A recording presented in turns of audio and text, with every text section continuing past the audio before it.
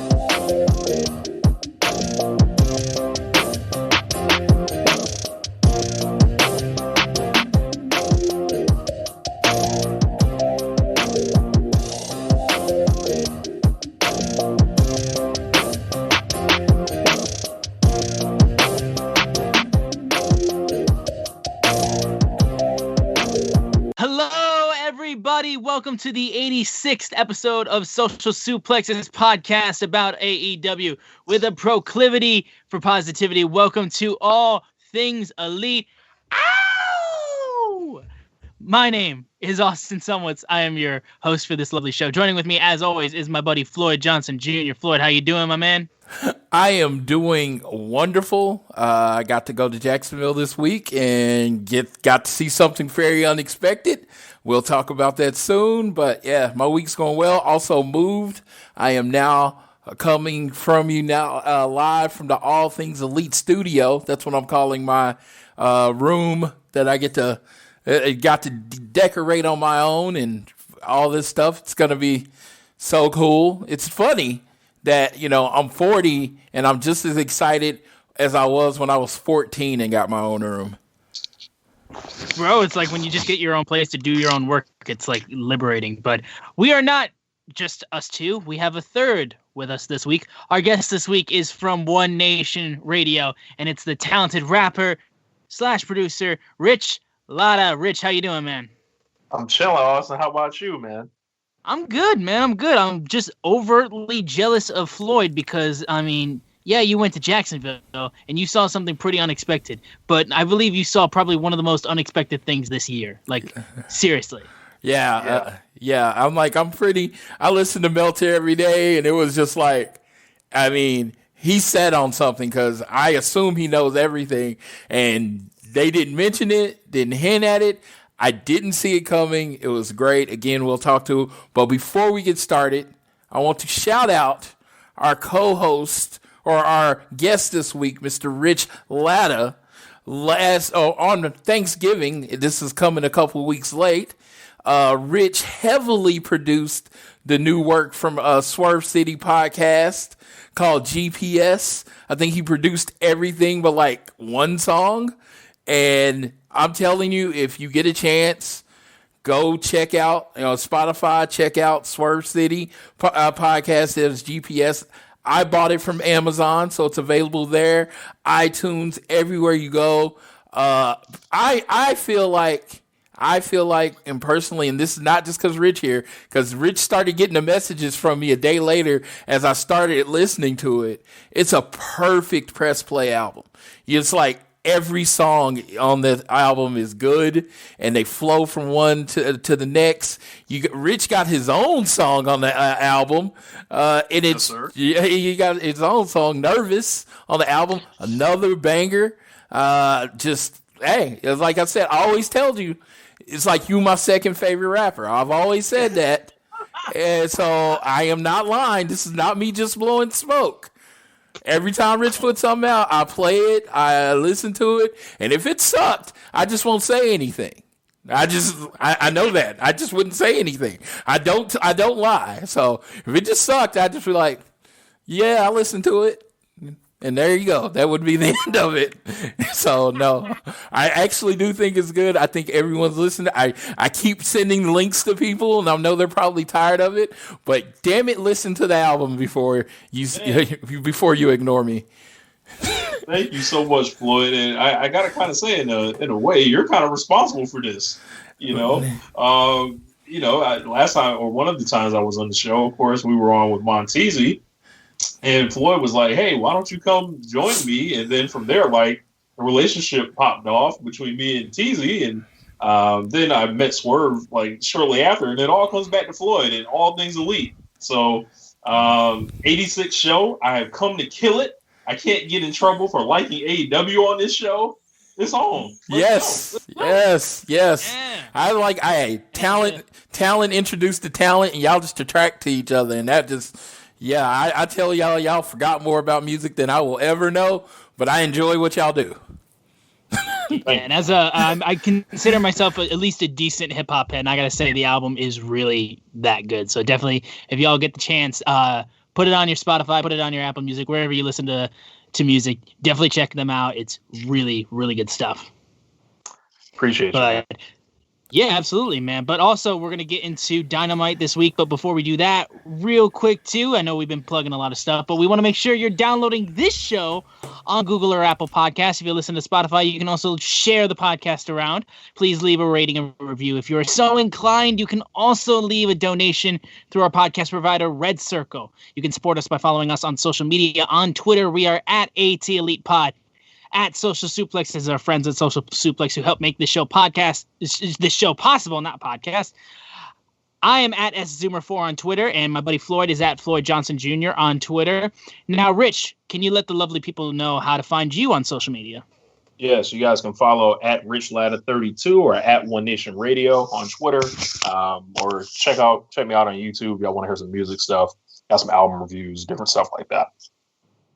Yeah, and now we normally go into the big news of the week, but I feel like the big news of the week we'll just get into when we talk about Dynamite this week, because I don't think there was anything bigger in AEW than what happened on Dynamite this week, and there was a lot that happened. That goes without saying. I clearly just say best Dynamite ever to me.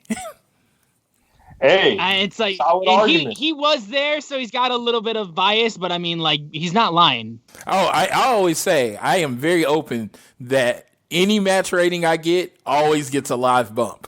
So it's just when you're there and you get that energy from everybody, and you literally see people standing up, and like they're close enough. There's not a bad seat, but they are standing up because they're in anticipation of what happens next. If you don't get caught up in that, I'm like, in the main event, dude, the last 15 minutes, I did not sit down because it was that good. So, really and I can say too, like even though it was, even though it's I'll get this out real quick. Even though it was only like slightly filled to capacity, like barely at all, it sounded like it was. It was probably the most normal show I've like heard, like in terms of the crowd, just because like you can actually legitimately hear how hyped the crowd was. So like the pops were legitimate. Yeah. John Silver's super over. It came through when Silver got eliminated, people sounded not happy. One other thing I noticed was when it was time for Kenny to do those 4 V triggers, all you heard was Kenny. So it really came through in a good way. I put this in the chat. Kenny Omega has now reached God level, which Kenny Omega, if he hadn't, Kenny could V trigger a child and people would boo the kid.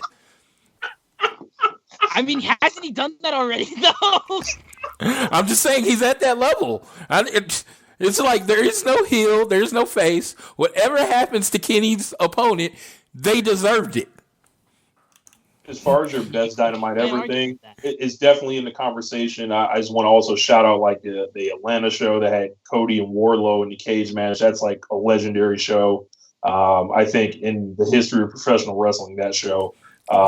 Kansas City was the one that what I like the best, that started with Kenny and Pac in the Iron Man match. That was like clearly my one to me because that match was so amazing. And man, this one, they came with it.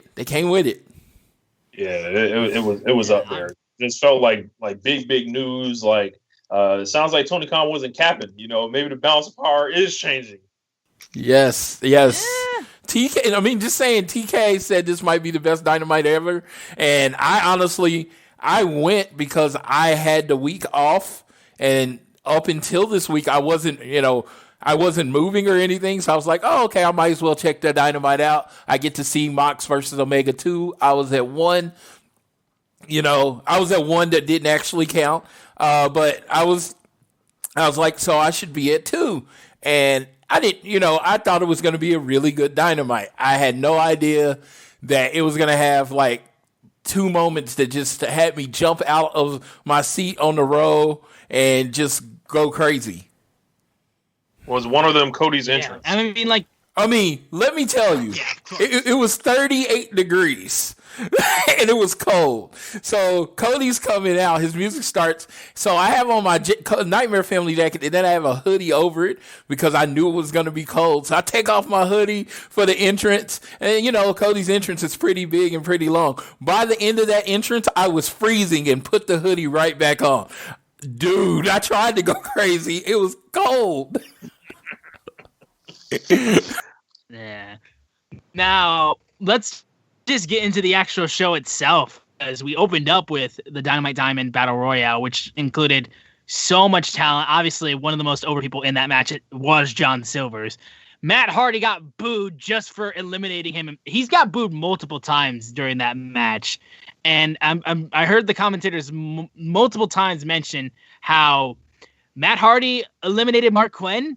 I mean, like, bro, what the fuck? You just turn on the guys that you call the Hardy Boys that quickly?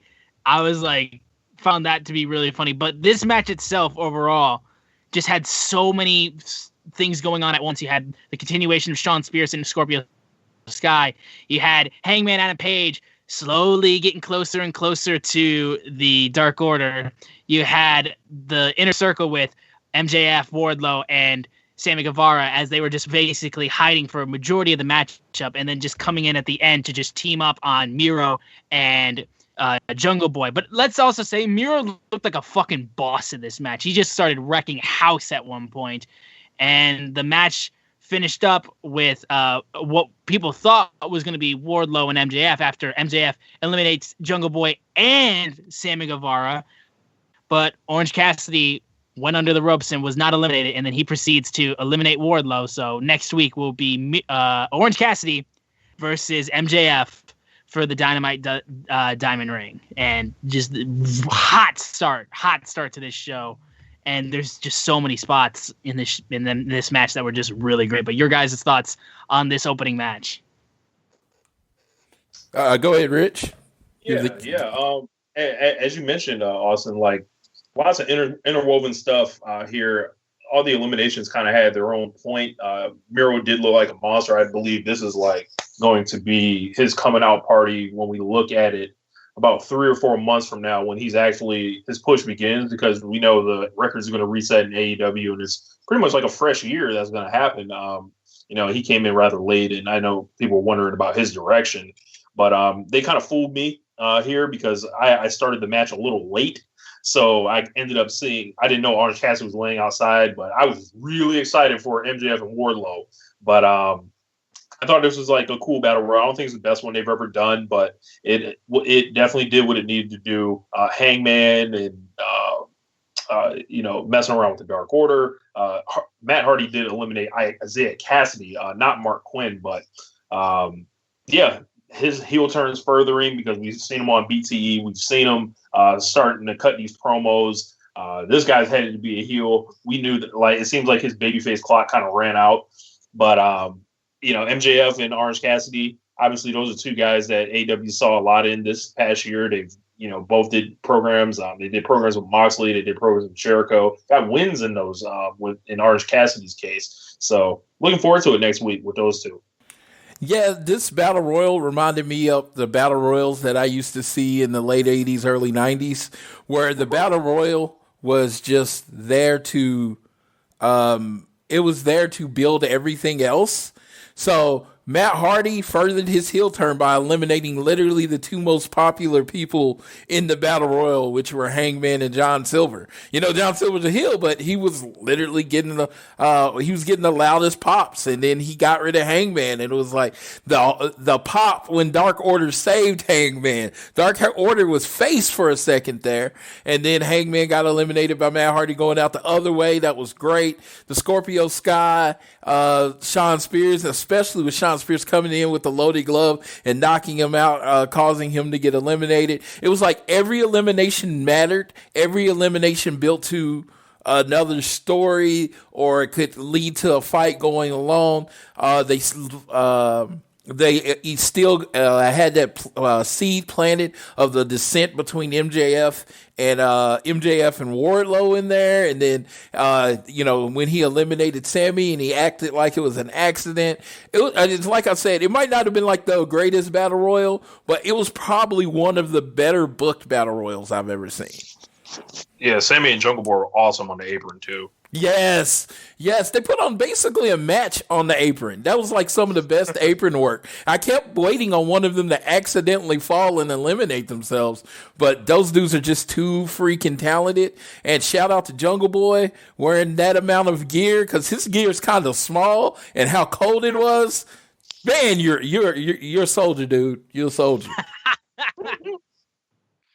Like, I'm in fully clothed with a hoodie and a jacket on, and I'm cold. I could imagine being out there in just tights and a boots. I was cold in my house. He's just from the, I was going to say, where is he from? Is he from the northern areas? Because I was going to say, listening to you whine about the cold, and then I look outside, it's been snowing here, and I'm just like, yeah, is it cold? Jungle Boy is from sunny California, so it was definitely cold to him. I would think so, yeah. So it was crazy. You know, like I really just like it was like with the humidity and everything, it's a different kind of cold when Florida gets cold. Oh yeah. Yeah, like I was outside today with t-shirts and the sweatpants on, and it was like 42 degrees in Oklahoma, and I was fine. I don't know why, but in Florida that cold hit a little different. Yeah. Everything hits a little different in Florida. Yeah. But after this match over, we had, for the first time ever, the Demo God Chris Jericho and Frankie Kazarian of SCU going one-on-one. And, like, Frankie's just really solid, I think. He consistently showcases how good he is. I mean, every single member of SCU, I feel like when they get their individual chance to shine, they always do very well. Chris Jericho looked really well. There was a ton of stuff that happened outside of this match, mainly surrounding more of the inner circle. And the best part was just seeing MJF walking down, and he's got a white towel in his hands, and he's looking like he's going to just completely screw over Chris Jericho. Then Sammy gets into a pulling fight with him and takes the towel away from MJF. And then Jericho thinks it was Sammy that was going to throw in the towel.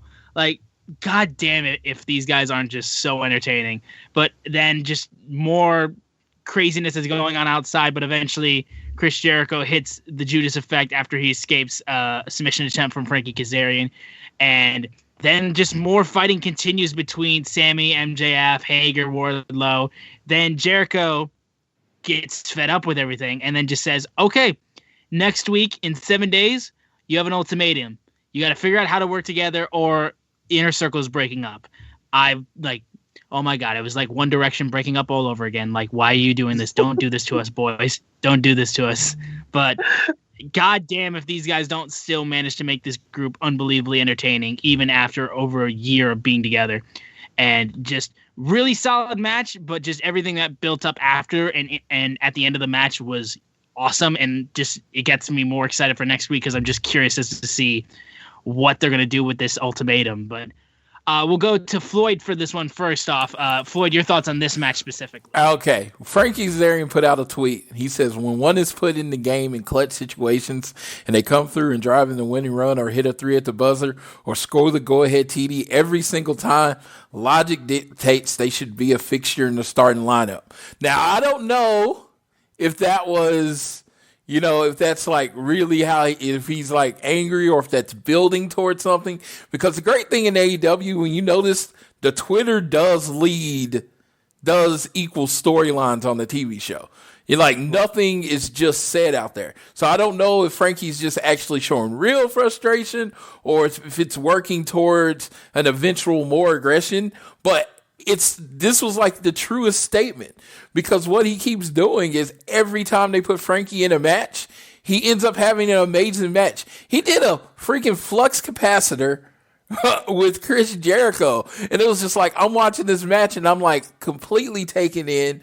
These dudes are what did they have, 50 years of wrestling experience between them both? And you know what, pretty much not really a hot rivalry or anything, but I think everybody was engulfed and just wanting to know what was going to happen. Of course, the Judas effect hit after interference and distractions from the inner circle, but still, it was just a great professional wrestling match. There you go, Rich. I think Jericho's like, he obviously has seen better days. I think he's kind of winding it down as a in-ring talent. Like, I think he's, on the other side. He's in the shower, as they say. But Frankie Kazarian, no days off. He fights like he can't go back. He is the AEW answer to Roderick Strong. He's just someone that I would let wrestle anybody on my roster. When we saw it when he faced Hangman a couple weeks ago, we saw it when he faced Jon Moxley during the summer. He's just a guy that you can get solid as fuck TV matches out of. I think the Inner Circle is a little long in the tooth. In some ways, they're a representation of, oh my God, am I really going to say this? The old AEW, like the AEW that just came on national television. I really like the direction they're going. Like, every step of the way, it's been entertainment, but these angles are moving forward. It kind of feels, and Floyd may appreciate this, it feels like when Cody was, like his role, like when he was trying to break up the Bullet Club, I feel like MJF is doing that with the Inner Circle. The same brain stress is kind of in charge. You can see footprints of that with the towel stuff this week. And I thought that that's really interesting, like how they did that with Jericho not being sure if it was Sammy that was trying to screw him. So from there, maybe he loses Sammy's trust, the one guy that's always been on his side, and they've teamed together the most. All in all, I think the angle was way more important than the match was, but they're not all going to win. Yeah, and like you said, seriously, it's like I can't think of many times where Frankie Kazarian is called upon and he doesn't deliver. Like, I do think the Roderick Strong one's an interesting comparison, because I do think he's one of those guys too, and it's like you kind of those comparisons that you don't put together. But yeah, dude, Frankie just unbelievably chill, and at the same time though, it's like you call on him, he's going to give you his absolute best, and he will be sure to deliver every single time. But after this, we had a short little interview with the Young Bucks as the Acclaimed interrupted and rapped about the Bucks' new book, mainly about how it looks like they're looking down at their genitals. And then after that, TH2, who will be getting a shot against the Young Bucks in a non-title match next week, then attacks the Young Bucks from behind. And then that would lead into the women's match on the show, Dr. Britt Baker, DMD versus legit Layla Hirsch. And I gotta say, don't know who Layla Hirsch is. She's she reminds me of, like, I don't know, it's a weird comparison, but like she's the size of Alexa Bliss, but she moves like, say, Sonya Deville. And like the way that she mixes that MMA style in there was really good against Britt Baker. And the way that Rebel came in to distract the referee as Britt Baker then nails a vicious net breaker and then gets that lockjaw in. And then after the match, like, literally like 2 seconds later, Thunder Rosa just comes in and just starts beating the shit out of her. And then there's a rivalry that we have for the women's roster that like has a lot going for it, I think, because it seems like the crowd are really into it. People really like Thunder Rosa. And these two, like, Britt's your best heel on the women's division. So like that felt like a big moment for the women's division that I thought, like, okay, great. We got something that we can really latch onto. And it's not even for the title. And I think there are some stuff that they're doing with the women's title that I'm excited about. So like I said, we're really starting to pick up a little bit more when it comes to the women's division. And yeah, I'm just Britt Baker and Thunder Rosa, like, just this feud is something that I'm like, yes, this is a win in my eyes. But Rich, you got any thoughts about the women's match on the show? Yeah, I want to say something about Max Caster too. So Max Caster did his rap, and I think I'd be remiss if I didn't weigh in on that. So. Yeah, you know what? That just clicked. I'm like, you know what? I have a rapper with me. Maybe ask him what he thought of the bar. That's all right. So Max Caster, I think, is normally way better than they showed on national television. I am happy for the Acclaim to get the call up to Dynamite. I've been following them on Dark. They've been awesome every week. And Caster's raps have been way more they've been way better on Dark. He does this thing on Twitter where he drops a video every Friday, and he can actually rap. I have respect for his ability, but this one was not it. I don't know what that verse was. The only thing I can think of is that he got told to do this on very short notice, and he I'm talking hey, an hour, maybe, and then it's if he was trying to memorize it, it might have been difficult, but I think with more preparation, he'll be fine. As far as the match, I think the match was a little sloppy. However, I love when the doctor's on the screen, so I'm very into the Britt Baker and Thunder Rosa feud after that jumped off after the match. I think Layla Hirsch is a nice prospect. She's a long-term play. You hope that she turns into someone and fans get behind her because a lot of fans already like her. She looks unique, and she's different. I think there's room for someone like her on the show. What I would have liked to see in this is have Layla Hirsch on Dark 3 weeks beating up people, so you can kind of make a small video package to make the fans in the building care about her, because her wrestling style is very it's very insider.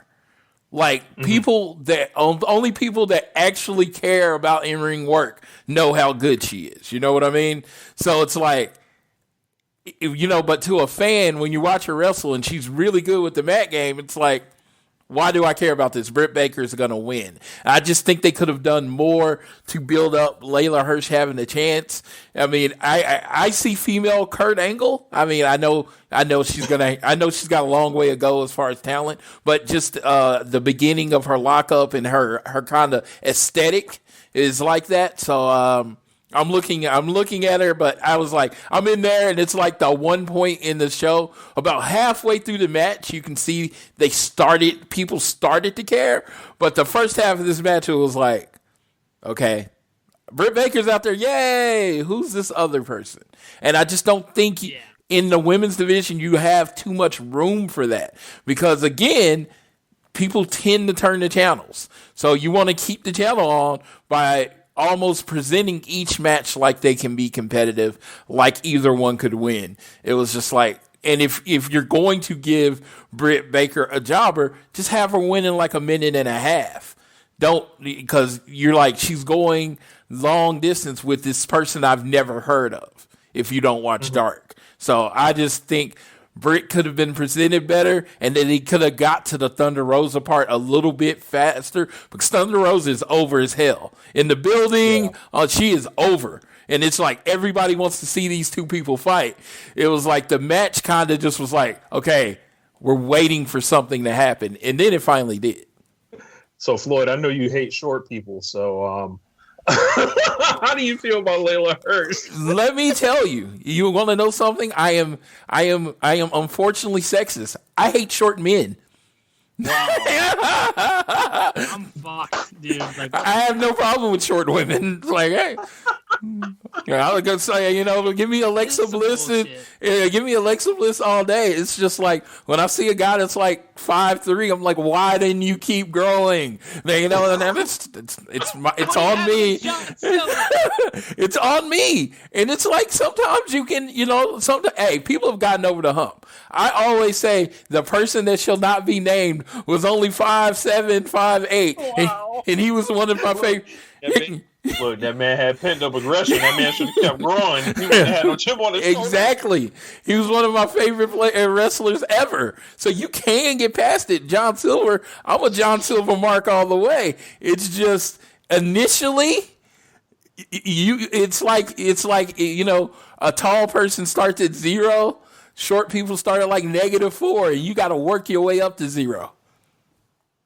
Wow. I'm going to be real. If you ask me, I'm telling you the truth. Everybody has something they don't like. I don't like it. It's like, why are you so short? What's going on? What's going on? Okay.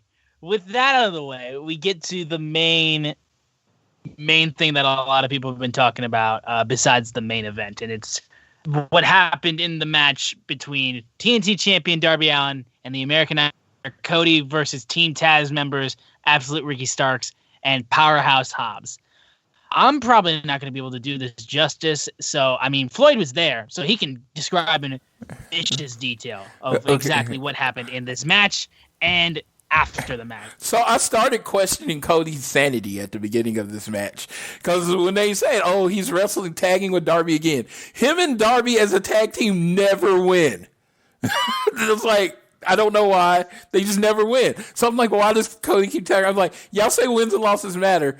One of them should have recognized that they never win when they're tagged together and say, hey, I'm not tagging with you anymore. So I'm like, maybe, I'm watching the match and I'm like, Cody comes out with his entrance, which I saw something very funny where they had a Simpsons meme where they show all these explosions behind Homer and then Ralph with the sparklers comparing Cody's entrance to everybody else's. I think that's perfect because, good Lord, if you didn't know anything about wrestling and you saw Cody's entrance, that's the main guy. His entrance puts everybody else's to shame. If you're like a first-time watcher, it's like Cody and then probably Jericho because of the sing-along.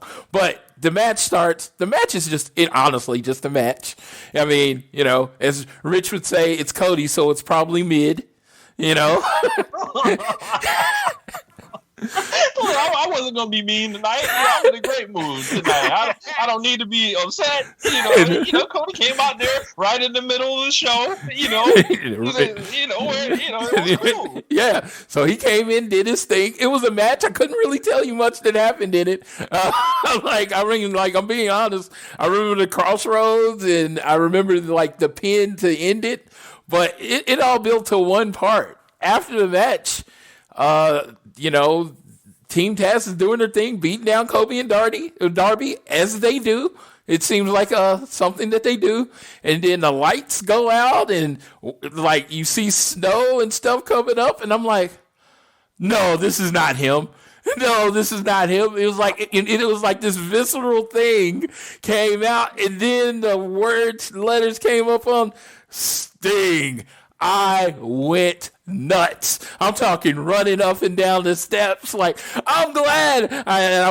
Because Caleb, our group troll, was like, you're going to be disappointed by going to Jacksonville. And I put, which I very rarely cuss in the group chat, I put motherfucking worth it. This was worth the trip. Because we saw Sting, and he comes back in the back, and man, Taz's reaction was perfect. He grabbed the 3 and said, "Let's get the hell out of here." It was amazing. The dudes started eliminating themselves from the Royal Rumble when Sting came out there. Yes. They broke, and I was like, man, it was the perfect reaction. The stare down between him and Arn, the stare down between, I don't even know what was on TV because I haven't actually not watched it on TV yet. The stare when him and Darby looking at each other like they look into a mirror, and it was just that intense moment. No word said, but everything was said just in it. It's just like when someone's been doing this long enough. Just his presence, his reaction, his very micro emotions told a whole story, cut a whole promo without saying a word. It was fucking awesome. Man, it was great. Yeah, man. As somebody that was a huge fan of WCW when I was younger, I was wearing a WCW Nitro hat. I have one on right now. I was wearing a WCW Nitro hat when Sting came on the screen. And when Tony Schiavone said, there's a lot of people around the world that remember March 26, 2001, I fired up. I got excited. I was moved by it. There were some people on Twitter said they were crying. It was like Sting is home. It it was just a great moment. It was just stuff you can't script. Like when you think about in the vacuum, yeah, this dude just walked out to the ring. He looked at Arn Anderson. He looked at Cody, and he looked at Darby. But just that in itself was just this great story. Like, you get his awesome new music, walks out eye to eye with Arn Anderson, a man he has all this history with, that done been to hell and back, fought wars against. He looks at Cody, who they describe as Cody's favorite wrestler growing up. Sting knows this. Worked with his dad, like his dad ensured he be tagged with his dad. Then he's looking at the face of TNT, the old TNT, looking at the new TNT, the face paint. The Darby's been sitting in the rafters for weeks. Like, you just see it, and you hear Shivani saying it. It just felt so awesome. Like, it was one of the biggest, best moments in Dynamite history, honestly. Absolutely. I mean, yeah, it's like right there with Mox putting Omega through the glass on the first show. It's just like something I will absolutely 125% never forget. It will be like, it's one of my favorite wrestling moments ever, because, you heard stuff, like WWE took down this merchandise, but they always have people go in and out. It's like, whatever. Yeah. But, he shows up on TNT, that was most of my childhood. Sting, like, when I was young, it was like, I really like face painted wrestlers. I was all about them, and Sting was it. And dude, I can remember putting Scorpion Deathlocks on teddy bears, and then like, I've met him before, and it's just like this moment. He shows up, and it's like, I was just telling Rich a story, and I can tell you this and add to it. I was at Buffalo Wild Wings tonight, and you're like, why the hell is he talking about Buffalo Wild Wings? I'm sitting at my table, and I guess, they had saw my shirt. I'm wearing my Sting shirt still or whatever. And I heard them talking about how they hadn't watched wrestling in 20 years, but Sting was back. And they were talking about AEW. These people that couldn't been more disconnected from wrestling. And this is Friday, 2 days after it happened, still talking about Sting coming back. It doesn't just shake the wrestling world. It shook pop culture. There's going to be a lot of discussion about AEW signing Sting. Like, he's 61 years old. There were dummies passing around memes with Goldberg holding the Universal title and saying, just a bunch of bad faith stuff about it. But we know how the WWE stuff goes when it comes to people's health. We know how Sting's, like, he has spinal stenosis, stuff like that. We heard about it with Edge. It's on the WWE network. Like, these people with these big injuries, Daniel Bryan, WWE will clear you if they feel like you have value and keep you. However, they wouldn't clear Sting, but they didn't keep him either. So any of these people could have walked. But, we knew Edge was talking with AEW. So Sting actually leaving, it just feels right. Sting has no legacy in WWE. This, like, it's Turner Network Television. Not so much about AEW, but it just feels right. Like, Sting doesn't need to be there. He's not their legend. And there's just, anyone that's hearing this, I'm sure that you're going to see a bunch of shit on Twitter about Sting. Remember how you felt in the moment when he walked out. Now, and ignore the noise. And also, like, let's just comment on the fact that, like, people may have said stuff like, "Oh, damn, it's like, that's pretty." Like, I knew that was, no one fucking knew. Like, that was one of the few returns. Like, I would think in this year, the two returns that nobody fucking saw coming was Edge Royal Rumble and this. Dude, it's just like one of those things where it's like you're just completely fucking flabbergasted because you're like, there's no way, and you heard no rumors, you heard nothing, and all of a sudden you see Sting back on Turner Broadcasting like for the first time in almost 20 years. Yeah, and that's what I like, and that's what I'll give the shout out to people like, Dave Meltzer in this case. He knew. He could have reported it. He didn't. He didn't. He let you be surprised. And it's just like, when people's like, he just hates wrestling, you're like, I guess you don't listen to the show, because obviously he knew this has happened. There's no way they keep this big a secret. And he held it. And gotta commit. I'm just like, I am so shocked I was not spoiled by this anywhere. As you know, when you're in it, like me and Rich are on Twitter, in wrestling groups, listening to Meltzer, listening to the Voices of Wrestling. When you're in it, you kind of know everything that's going to happen. And I didn't know this was going to happen. Like 2 things happened in the same night that I had no clue were going to happen. It brings back that excitement. I can't wait till next Wednesday.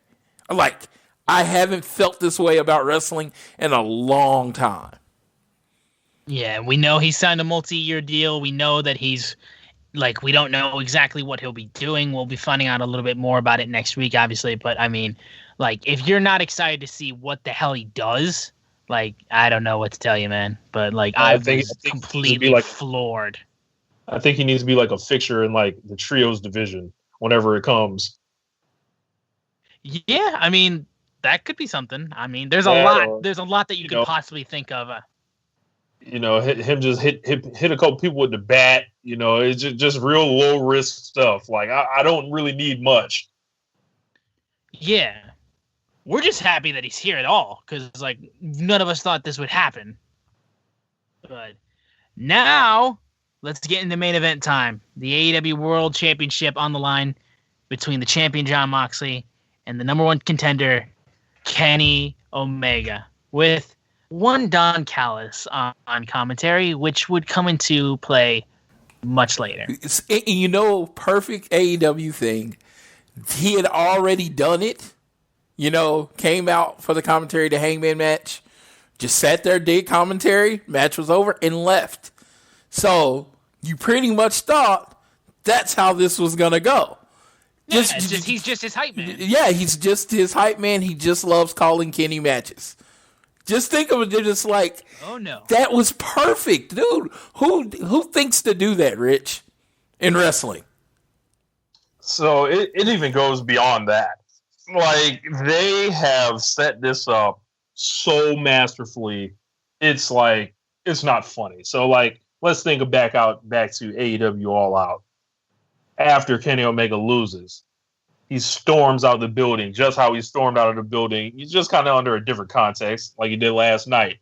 There's a big black Escalade waiting for him. He asked the Bucks, "Are you coming with me?" No, okay, fuck it, I'm going. So who knows where he went during that time? They did an interview with Kenny, not at his house, right? But there's a picture of Don Callis there with Kenny Omega's uncle sitting on the side. We get to the pay-per-view. As you mentioned, Floyd, Don Callis shows up to give us like, oh yeah, remember when Don Callis used to call Kenny Omega's matches? Oh, this is really nice. Like, hopefully, maybe this is part of his new gimmick. He'll show up and he'll call Kenny's big matches. That's kind of where we thought, right? Then, in the feud leading up with Jon Moxley, Kenny's in the parking lot on the phone with someone, headed to get on a plane. Where would he need a plane to go to? Canada for Callis. And then this, like, Don Callis shows back up after already establishing that trust. And I just want to know when Jon Moxley went soft. You do all these death matches, you do all this bleeding, the barbed wire, and a little microphone puts you down. Like, this is what's happened, Moxley? So, just had a little joke there. But, yeah, they've set this up masterfully. So, I guess we can talk about the match, and then we'll really get into the big breakdown. Yeah, so the match itself was just true. Like, you got to see Kenny Omega wrestle like you expected Kenny Omega to wrestle. But It was every much a pay-per-view match with commercial breaks. Seriously, yeah. I would have loved AEW to do that last part commercial free. I know they can't. The point is to make money with commercials. I get it. But just as this special occasion world title match, maybe TNT throws them like a really long commercial before and make it like commercial free because it was just such an epic piece of artwork to me. Yeah, I mean, at least it was picture in picture. At least. Yeah, definitely. But Yeah, you saw top tier Kenny Omega on free television. So, I mean, that's good enough to tell you that. But at the same time, you saw Jon Moxley still like fighting like a fucking monster. The spot itself where Kenny, the leg of Jon Moxley was great, and how he just viciously went after it. Moxley continued to also just throw Kenny around outside and beat him up on the outside. And V-trigger after V-trigger after V-trigger was thrown. There was a second paradigm shift at one point. And then eventually it gets to the point where Moxley hits a paradigm shift on the outside of the ring and right into these heaters that are outside the ring. And after that, ref starts calling for Doc, and apparently he just took the bump really bad, and like just had like they were talking about like, oh, he might be burned. I was like, okay, well. But either way, he took a hard shot to that and then landed on the concrete. Don Callis comes up all of a sudden holding a mic, and then the referee, he starts yelling at the referee through the microphone, and then just while he's distracted, Moxley pushes Don Callis away, and then that microphone ends up in the hands of Kenny Omega, who then just nails it into the head of Jon Moxley, busts him open. 4 straight V-triggers, 1 winged angel, 1, 2, 3, new AEW World Champion Kenny Omega, and then him and Don Callis fucking bolted just out of the arena. There were like other wrestlers backstage that were yelling at him. My favorite was Jim Ross just saying, "We got jobbed," and then Don Callis gets chased by Alex Marvez asking what's going on. He says, "You'll find out this Tuesday." He's like, "Dynamite's on Wednesday, not Tuesday." "You'll find out this Tuesday on Impact Wrestling on Access TV." And right there, I was just like, what the fuck is going on? I don't know what's happening anymore. I don't know what's going on. Kenny Omega is going to show up on Impact with the AEW World title, and like my head fucking exploded. So, I mean, like I got to compose myself a little bit. Somebody jump in on this because I don't know what to say. Rich, this is your moment. This is your moment, sir. Go. This is why I brought you on the show. Yes. Kenny Omega is the AEW champion. After all the capping, after all the noise, after all the hating, after all the awesome wrestling he's done this year, after going into Wrestling Observer Hall of Fame and breaking people's brains, it's just like, it's funny because like it's cool that Kenny Omega won the title and all that. When Kenny went in the Observer Hall of Fame, that was kind of like the last thing I really, really wanted for him. This is victory lap right here, like with this belt. I would have gave this match about 4 1/4. Obviously, they did like the angle at the end of the match. Totally understand what they're doing. Kenny's going to get into the place where only he can get, is to really get under people's skin in a way they just don't like. And I don't know if it's something that I'm drawn to because I think about my favorite athletes, my favorite rappers. I like people that are very polarizing. Like Kobe Bryant's my favorite basketball player. A lot of people that didn't like Kobe Bryant, like when he was around. One of my favorite rappers is a rapper named Russ. A lot of people don't like Russ. My favorite wrestler, Kenny Omega. A lot of people don't like Kenny Omega, but when they stick it to these people, it's just so great. And Kenny, with this Don Callis thing, that is a match made in heaven. We all know how much Don Callis added and enhanced his presentation when he was in New Japan, especially now with seeing hopping from company to company. It's just like, how can we even keep track of what's happening? Be like, yo, there was a fuck finish. There was a title change. There's possibly a promotion partnership. Kenny's going to be on a new show next week. Impact just announced it a couple minutes ago on Twitter and officially advertised it with a Kenny Omega graphic. So I'm just really happy that, Kenny's finally the champion. It's about time. And he's going to show the non-believers once again, like he always does. And he really doesn't even have to. Like, I was very happy, and shout out to Floyd. Immediately say, "Hey man, I'm sending you the champion shirt." Yeah, I didn't know if it was just going to be an in the building one. Like, remember the Mox? That's what I thought. Yeah, you remember the Mox belt shirt? It was just that night. They didn't put it up on, when they had the AW title with Mox spray painted on it. They didn't put it up on. I was like, oh, I have to get this shirt. So I messaged Rich. I was like, hey, I'm getting this shirt. So I ran down there, stood in line, and got it.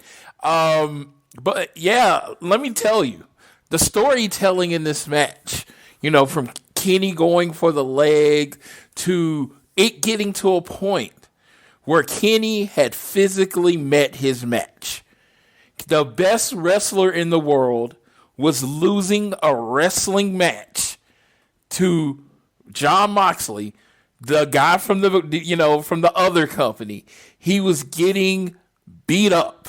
He was getting out physical, out strong style. He was getting out fought. And Kenny Omega just didn't know what to do. So the best bout machine, the guy that beat Okada in over an hour, he had to cheat to get the advantage. He did not cheat to win. I want to make that very clear. Because he hit him with the microphone. He did not get the pin from the microphone shot. Yeah. He still hit him with 4 amazing V-triggers. And guess what? Triggers I've ever seen. And you would have never thought that from the reaction of the crowd, the microphone thing didn't happen. Kenny Omega was just better. Kenny. So, and I told people this on One Nation Radio. When Kenny turns, people just gonna love him. Yes. So the love fest for Kenny started with him as a heel. He was already doing heel shit. So it's like Kenny Omega does this. I'm literally no person. I'm having to watch from the aisle because there's no person sitting down for this last 5-10 minutes of this match, not having a clue who was going to win. Of course, after the microphone around the third V-trigger, you knew Mox was going out, but it was just like this moment. You were there for it. I was there for it. The day, the 5-star match king, the best mount machine, took his place where everyone knew he was going to be eventually on top, on the throne of AEW. Oh my God, it was amazing. It was so amazing. I wish Rich would have been there because it was just probably been losing my mind. Yeah, because everybody lost their mind. Everyone knows I'm not a huge Kenny Omega fan. I was literally going for the match. I went for the match. I was like, man, I didn't go in really rooting for anybody. I just wanted to see a match. But they told a perfect story. It was just like, how do you give the title to quote unquote a EVP in a way that will spark interest? And they did it. The wrestling god, Kenny Omega, JBL had to give his wrestling god status to Kenny Omega on this night because he did what no other wrestler could do. He fucking kicked the door open. That door that everyone's talking about. I know they were talking about the New Japan. Dude, he kicked the door open to the whole universe. Everybody's just wondering what's going to happen next. Next Wednesday could suck. And it's going to do a number because everybody can't wait to find out what happens next. This was perfect wrestling. This is the wrestling that I fell in love with. Oh my God, this was felt like 1997 where you couldn't, when I was in high school and you literally couldn't go to school Tuesday without having to see the show because that's all anybody wanted to talk about because pretty much for the next 24 hours, that's all I did talk about. I'll take the 4. I know some people hey, I'm a little disappointed. They wanted a clean match and I can understand that. But for me, I'll take the 4 1/4 with the super angle afterward and everything that's a possibility now, the partnership with Impact Wrestling. I'll take that any day of the week rather than just the clean 5-star match. Yeah. Fuck finishes, as they are referred to, are, to me, as part of wrestling, as a wrist lock. So you will never see me discount a match because of that. So I grew up on dusty finishes. They've been so good in building our trust. So when they have to do something like this, it's like, oh, okay. But I don't expect this to become something that just runs through the promotion, like where there's just bullshit and just stuff that doesn't matter. But I guess we should talk about him and Don Callis and Impact Wrestling and what's it do for AEW. I know a lot of people have those questions, but what's it do for Impact? And I see nothing but positives here. Like it's the news cycle, I think, that you get, and everyone's asking what the hell's going on. Everyone is going to try to figure out if there's a full partnership here. Maybe you get some cool matches on another level. Maybe this spreads to the tag team division. Maybe this spreads around. And then you got Kenny Omega and Don Callis, whatever their angle is. So that's 3 levels of excitement for this thing here. Yeah, all I got to say is Rich Swann better watch his back, because wherever Kenny Omega goes, he usually takes the title.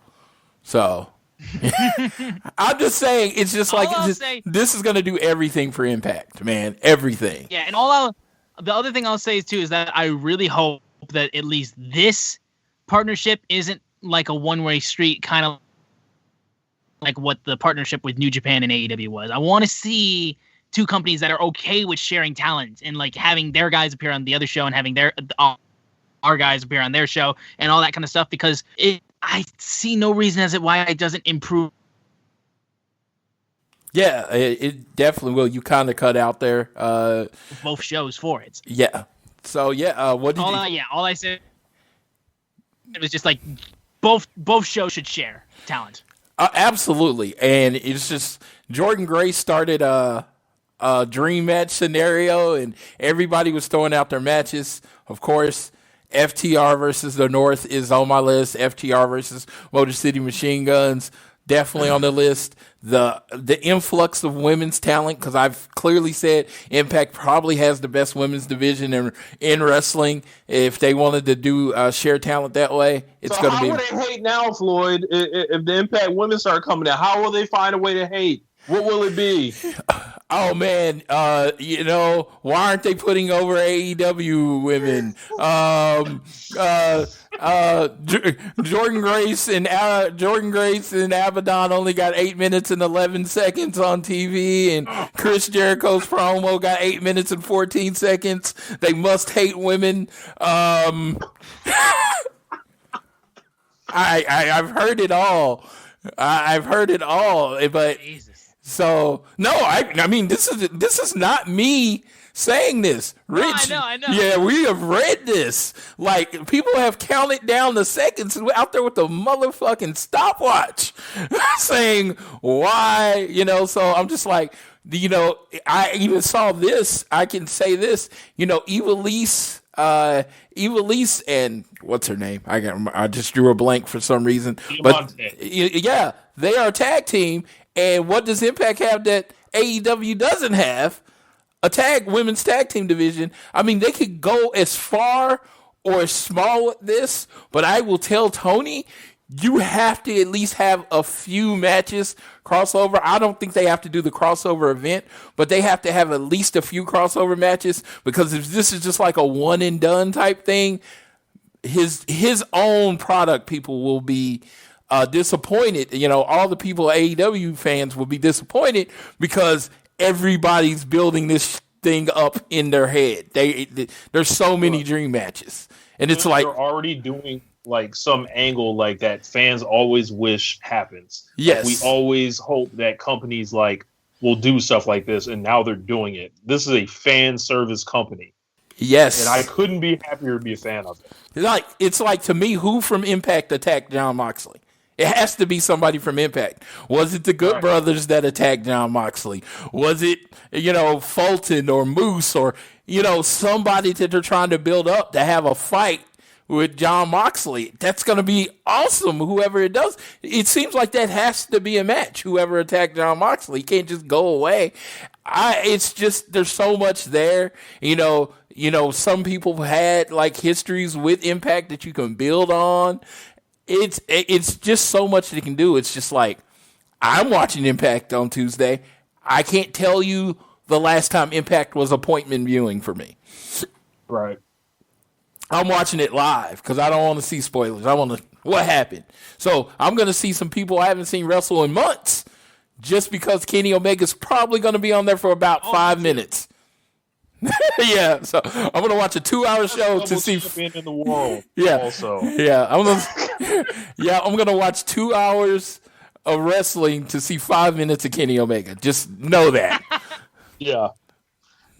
I'm gonna give him the fair spin. I'm gonna load up the Twitch. I'm gonna sit here in my gaming chair and watch. I'm gonna give him a shot. Because they clearly are doing this for a reason. I want to see the entire presentation. I'm sure they're gonna wait until 9:55. I don't know. I was talking about this with Josh. I was like, I think they should basically have Callis in the beginning do like a little speech and say, "Hey, Kenny will be here later." Well, yeah, the champ shows up when he wants to show up, and give us a little something at the beginning too, hopefully. Absolutely tease the shit out of this. This is old school. Don't tell anybody any idea when he's coming. Just have him show up, and it's going to be great because they deliver. It's just like I have confidence in Don Callis because I know he knows how to write great television. And then you got confidence in AEW and Tony Khan because Tony Khan's not going to let them do anything shitty. So it's like you got these brilliant wrestling minds coming together, and it's like it's going to be good, and it's going to be good. Yeah. But that was AEW Dynamite this week. Winter has come, and it was pretty much fucking insane. I mean, like, arguably one of the best Dynamites that we've had. Floyd was there for himself. He can tell you how nuts it was. And, I mean, there was a lot that happened. And all it makes you care about is, like, what's up next? Because, obviously, we have Kenny showing up on Impact on Tuesday. And then on Dynamite next week, the preview that we have, we're going to hear from Sting and see what the hell is up with that. We're going to have an interview with Kenny Omega. Dustin Rhodes will be facing off against 10 from the Dark Order. We'll be seeing more of Abaddon, and we'll also be seeing Lance Archer and the Lucha Bros faced off against Eddie Kingston and the Butcher and the Blade. And then the Inner Circle Ultimatum will be taking place. Like, the hype is just continuing into next week's show. I mean, like, Dustin versus 10 is something that's just like, okay, like, that's a match on the show or whatever. But, like, you get to see more of Abaddon, who I love, just her look and the way that she's, like, portraying herself. You get to hear from Sting. You get to hear from the new AEW champion. You get to see the ultimatum for the Inner Circle. And then just a crazy 6-man tag match, I'm sure, between Lance, Lucha Bros, Kingston, and Butcher and the Blade. I don't see too much wrong with this preview for next week's Dynamite. Couple things we missed. So there was one thing with I did not like what they did with Hikaru Shida and Abaddon. They turned Shida into a scary champion. Scary champions don't get over. They end up like Seth Rollins. They and the Fiend. And Jon Moxley, like, I think we got to eulogize, possibly the greatest babyface title run in how many years? Man, the contrast of his title runs from when he was with the other company to AEW, like, incredible. It's just if you can't say that he looked like more of a credible champion and a badass in AEW than he did before, then you just not paying attention. I won't even take anything else you say after that because I know you just can't be honest. Because it is like, if you have two eyes, he was built as a badass, this incredible fighting machine. He didn't that would call his shot ahead of time. Yes. He wasn't this guy. He wasn't this guy that basically got squashed in a street fight against Brock Lesnar. He wasn't that guy. He wasn't the guy wearing a gas mask because everybody was diseased. He wasn't that guy. He wasn't all the different shitty versions of him that we've seen before. Who made somebody.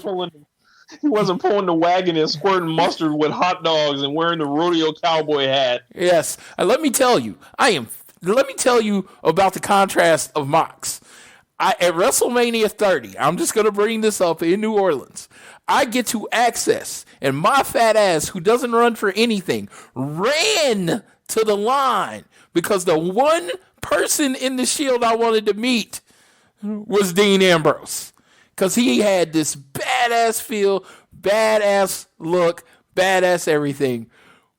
2 years later, fast forward to WrestleMania 32, match against Brock Lesnar, I went to the bathroom. Yikes. Because they had killed any caring I had for this man. A man that had me running to stand in a line for an hour 2 years before, I had got to the point where I didn't care so much that his match became my bathroom match. Now, it was like, oh, okay, this guy that has been presented in AEW for the last 18 months was the guy I thought I was getting after WrestleMania 30. So I don't know how ever else to explain this. This is somebody I wanted to love, but he was presented in such a crappy way that I couldn't. And then now they have given him to me the way he was supposed to be. This is the character. This is whatever you want to suppose. It feels so natural. Everything he says, every promo he cuts feels so natural. I don't even like calling it a character. You know, it's just good. It's just great wrestling. It's just a badass dude. And it took 4 of the nastiest V-triggers and the patented one-wing angel to pin him. He didn't just lose, you know what I mean? He basically had to be murdered to lose the match. That's how a champion like this loses. It took a superhuman effort. It took cheating and then a superhuman effort to beat Jon Moxley. So whenever you want to put him back in the title picture or have a match, it makes sense because he is a badass now. Well, and the door is wide open for them to do a third match. They're gonna do a third match, and you can look at it like the unsanctioned match doesn't count. Kenny had to cheat to win this one, so who's really gonna get that big signature win? And that's maybe what that third match is gonna decide. Absolutely. All right. Well, unless y'all got anything else you want to add on for this week, I think that's going to do it for this episode of All Things Elite. Anything else that you guys really want to go on to, or should I start plugging everything? Well, there is the slight preview from next week. I'm looking forward to what Sting has to say. Is he going to, what his role is going to be forward? Is he going to be like a full-time wrestler? Is he going to coach Darby Allin? How that's going to go down? I'm really looking forward to that. And the weird match. Maybe Rich can tell me, where does Dustin Rhodes and 10 match come from? No idea. Seems like something they just kind of announced. I'm thinking they want to get 10 in there with Dustin. They're probably talking backstage like, yeah, I'll work with your kid. And, you know, they see 10 as a prospect, you know, just like they see Alan Angels and Jungle Boy and Lee Johnson. Like, he's another one of those guys. So Dustin usually does well when it comes to ratings. You know, he did well in the Brody Lee title challenge. The bunkhouse match was a success as well. So throw him out there, you know, short match. 10's kind of a big guy, so, you know, put him in there with Dustin and see whatever, because Dustin's like another Frank Kazarian. Like, you can just put him out and he can work, typically. Yeah, definitely. The Inner City Ultimatum, really looking forward to that. The big thing I did want to put it in our news and notes, I forgot to put it, and we can wrap it up after this. Tony Khan going in on the WWE's treatment of Miro, you know, formerly known as Rusev. Yeah. I had to bring this up. He says, he called out Twitter. He said, I saw on Twitter someone said, this guy was at a freaking tank. Came out to WrestleMania in a freaking tank. And he's like, that was 2015. That was 5 years ago. And basically they did shit with him after that. He was then getting kicked in the groin and they completely destroyed his character. And what I'm doing now is rebuilding his character. He is going to be a major star in AEW. Oh my God. It's like Tony Khan, when you know, it's one of those things. If you catch him at the wrong moment, he starts spitting fire, and it's just like if you ask me, my wrestling MVP of 2020 I'm saying it's Tony Khan. Well, he's definitely best booker. Yeah, that's what I'm like. It's just like the product that they're presenting, it's just hitting all the right notes. I know it probably won't last forever, but right now, in this window of time of wrestling, it's just everything they're doing is hitting the right note. Even when they mess up, they tend to flip it back next. And then he talks like honestly, to me, he talks like what Rich would talk like if he ran a company. He tells you exactly how it is. Yeah. It's like one thing about Tony Khan is like I know he's always watching. He's plugged in, just like the rest of us. Like he was a fan that happened to be a billionaire that happened to get the respect of all these wrestlers and run a great company. And he's like he'll jump in. Like this man was tweeting out the ratings like yesterday, Floyd, like of NXT. Like that's like. I saw some people crying about that. I was like, man, Bischoff would have really had you on tears in the 90s. He definitely would have tweeted out the ratings. Oh, he might have made a video. I was going to say, it would have been a YouTube video every week of Bischoff talking about how he owned the WWE. And it's just, and it wouldn't have been. I'm going to put this man out of business. Just like that. Yes. He would have dude, that would have been a pro wrestling t-shirt. Bischoff 316 is I'm going to put you out of business or something like that. It would have been there. It would have been there, and it's just, and they wouldn't have. And it's just like, and that's what Tony Khan has is this renegade, I don't give a fuck attitude. Like I'll say whatever, because what everybody else has to be scared of Vince because Vince is a billionaire. Their family has more money than the McMahons. It's like, no, he's not scared. He can say what he wants. He's like, we own a football team. Dude, this is our side project. Right. It's like the Phillies. We have Phillies too. So it's like, I don't know, man. Like this, like I think with Tony, he is it's really interesting, like with all this now, because like AEW's positioned itself to try to open up the wrestling world. And that's like, I sent to the group chat, open up the wrestling world in all caps. Like Kenny's going to AAA next week to defend the belt. They've been working with the NWA. They got Impact here. I think they're trying to put themselves in a position to be the big brother to a lot of different promotions. And in turn, it's just going to make them look bigger and better. And like fans are just going to gravitate towards it, unless they just have a blind allegiance to WWE and won't, watch anything else ever. But outside of that, it's like everyone else like is going to form up and eventually fall in the line if this goes well. Yeah, and that's what they're going to have to do. I mean, it's something. It's like when you're in a war, it's usually the side that will do the thing that the other side won't do that ends up winning. In this case, AEW working with other companies and saying, we're not going to bury you on our TV. We're going to try to work it for you just as well as it works for us is the one thing the other company won't do. And it's the one way that WWE can't compete. And it was funny. We had Triple H on the conference call saying, yo, WWE would love to work with other companies, but knowing that's not his decision to make. So yeah. It's interesting. I've had conversations with people in the business about this.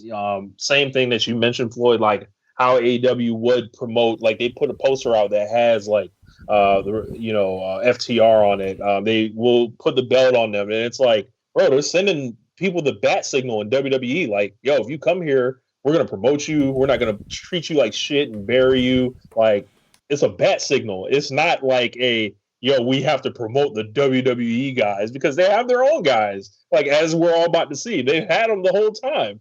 It's just been brilliant strategy rolling out from Jericho to Moxley and now Kenny.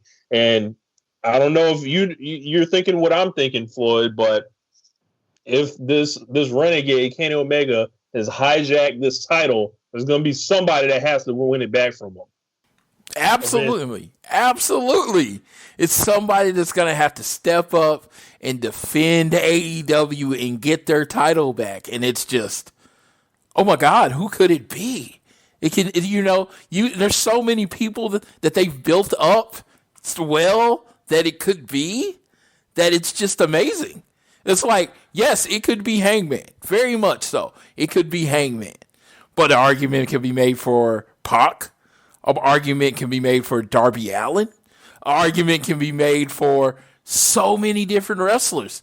Jericho could raise up and as a face, quote unquote face, and take the title back for AEW. There's so many people that you could build this up for. They could break the stipulation. You know, Cody, yes. Like, I'm gonna, I've never been able to challenge for this title, but they'd be like, Kenny be like, so what? Fight me for it, and whatever. Yeah, I would not enjoy that, however, but my God! Oh, hey, I don't care if I have to fly into Tampa. We're both going to be at that show, sir.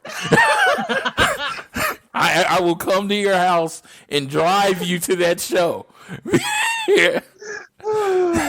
I would return the favor with buying you a Cody Rhodes champion shirt should that happen. Yes. But yeah, I think that would be something worth exploring, breaking the situation for, or the stipulation for. And that's like, you let Kenny hold the belt however long, but I don't know, man. I'm really excited. I'm just like every week, no matter what, you put Kenny Omega and just fill in the blank, it's the most anticipated match on the show. This guy literally has worked with a broom and put on an amazing match. A blow-up doll, a child. So there's no one in this company that he can't work with and put on an amazing match. So the world champion right now is the best wrestler in the company. You know what I mean? It's just, it's very old school. This is Nick Bockwinkel. You know what I mean? It's like 70s. It's going to be a ride. This is Ric Flair. Hope the haters can live with it. Yes, and you know what? And Don Callis, wrestling genius, cutting promos and doing what he does, it's going to be amazing. Kind of like the new Jeff Jarrett in a way. Like this man has finessed himself into just these amazing positions. But unlike Jeff Jarrett, he makes everything better. Oh, all right. Well, I'm not hating on Jeff Jarrett, but just look at the track record. That's all I'm saying. On that note, I think that'll do it for this episode of All Things Elite. We got to thank our lovely guest from One Nation Radio, the talented rapper, the talented producer, Rich Latta. My man, thank you so much for joining us. It has been a pleasure having you here. Appreciate you. Thanks for hosting. Absolutely, man. And again, if you want to follow him on social media, be sure to check him out. What's your Twitter once again? Be at RichLatta32. Yes, and also be sure to stream. Oh my God, you got to make sure you stream GPS. You got to make sure you do that. You search up Swerve City on Spotify or whatever. It will be it will be on the link that we send out. You're gonna straight link to Spotify and GPS. Yes, be sure to stream it. It's quality stuff, man. You're going to really enjoy it, especially if you're a fan of hip-hop. Now, again, make sure you download this show on Spotify. Not on Spotify. You can share on Spotify, but you can download on Google or Apple Podcasts if you enjoy the show. Leave a rating and a review. Let us know what you think and if we could do anything better. And if you're inclined to, you can also leave a donation through our podcast provider, Red Circle. On Twitter, we are at AT Elite Pod. At Social Suplex is our friends at Social Suplex who help make this possible. I am at SZoomer4 on Twitter. Floyd is at Floyd Johnson Jr. on Twitter. And with that out of the way, Floyd can go ahead and take us home for this episode of All Things Elite. Thank you guys so much for listening. Floyd, go ahead. I am not going to be long-winded this week since the show was a little long. I'm just going to say happy holidays to all that celebrate and happy December to all that don't. And whether you are shopping online or out in the world, wear a mask and always do your best to be elite.